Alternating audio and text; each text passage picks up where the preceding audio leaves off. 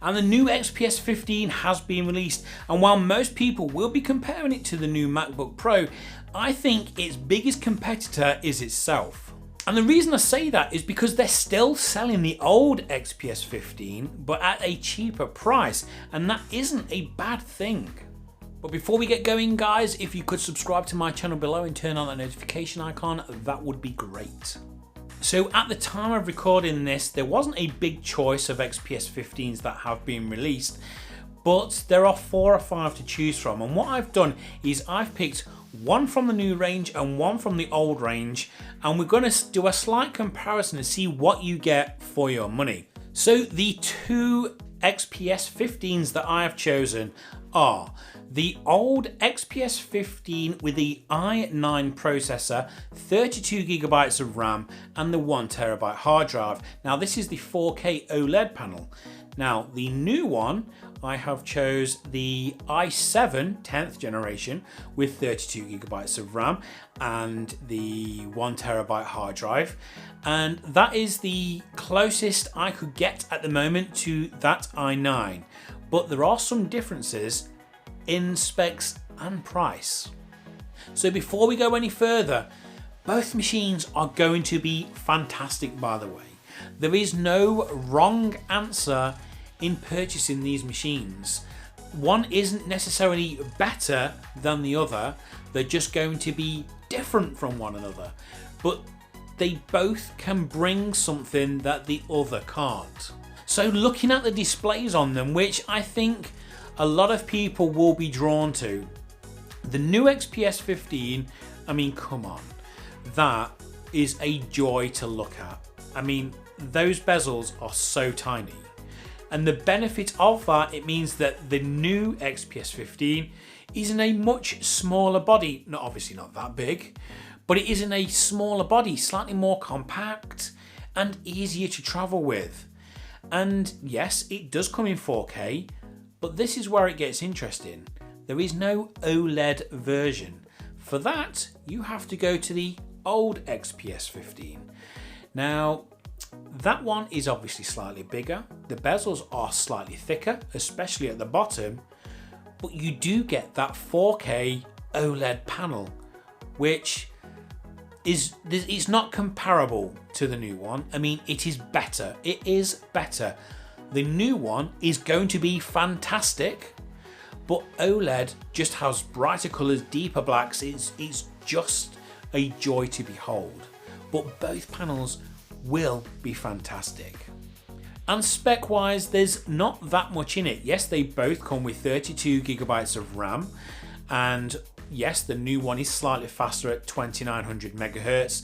The old one I think is 2600. But I don't think you're going to see a real difference for the most part anyway. I think 95% of people will see no difference in the upgrade of RAM. And they've both got the same 1TB hard drive. Very fast, but they are the same. So there are some differences that the new one does bring which are better than the old one.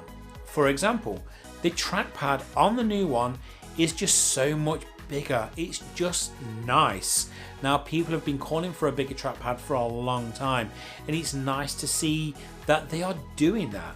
And the other thing is the speakers. Now, the new XPS 15 has slightly more powerful upward firing speakers, whereas the old one has slightly less powerful downward firing speakers.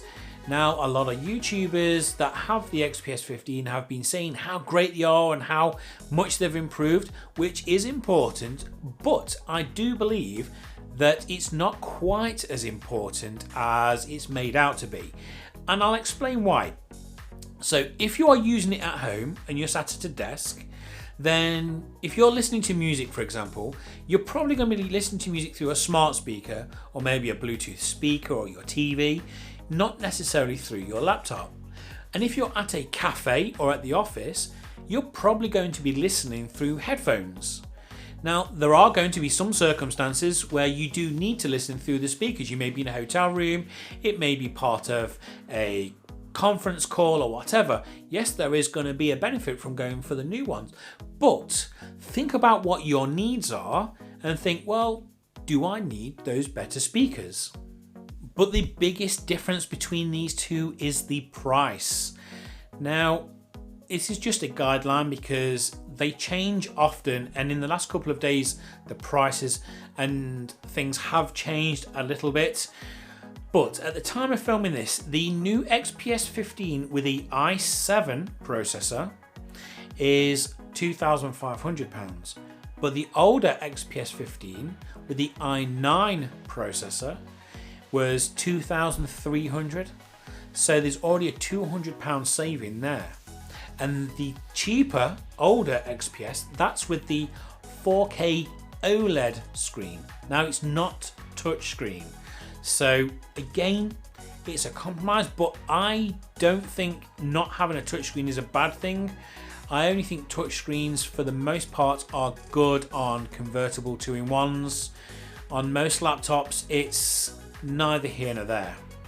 And think about where you're going to be using it. If it's at a desk all the time, either at home or at work, then are you going to be using a mouse? Because if you're using a mouse a lot, the trackpad might be null and void. You might not need the bigger trackpad. It's just something to consider. So which one should you go for? Well, this is the $1,000 question. You can go either way. If you are budget conscious and you want the most value for money, then go for the older laptop, the old XPS 15. But if you are one of these people that wants the newer laptop because it is slightly better, it is slightly smaller, it is very powerful, it just looks better, then hold on and do what I'm going to do. Because most people are strapped for cash at the moment anyway because of the pandemic and lockdown, and jobs are up in the air.